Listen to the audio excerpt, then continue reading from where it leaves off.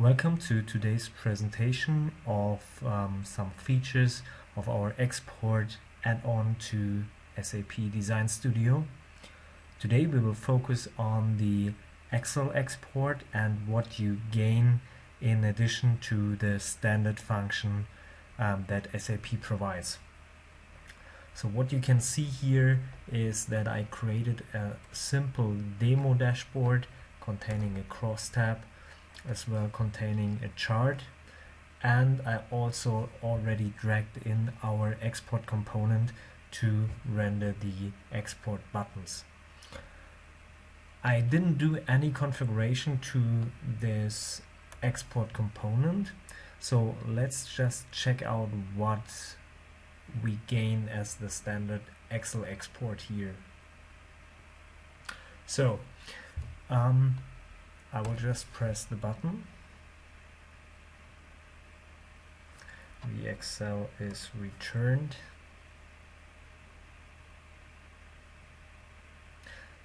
And now what you can see here are a couple of really interesting things. So first of all, I get some header, I get our company logo here, I get a title, and I get some meta information like template, date and time here.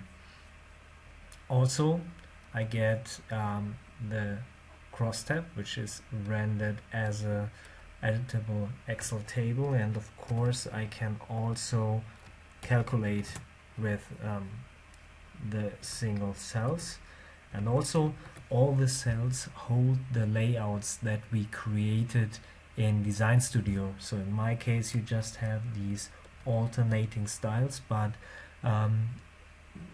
whether you changed some of the standard coloring, if you use exceptions and so on, this is all taken into account also in the Excel table. What you can also see here is that we by default render these fixed columns and rows. So this is of course extremely useful if you have tables that are bigger, so automatically you get the row and column headers fixed. Then the next thing that you might see is that you have several tabs here. So we can switch to another sheet, and you can see that for the other component in the Excel, the system automatically generated a second tab. Of course, I can change this.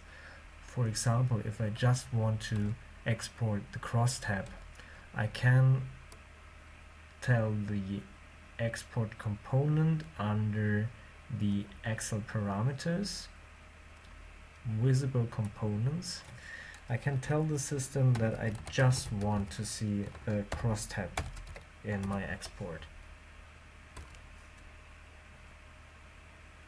And if I hit Excel as export now, then only one tab remains. So the curious question is, how does this work? How can I get this style which is in my company layout?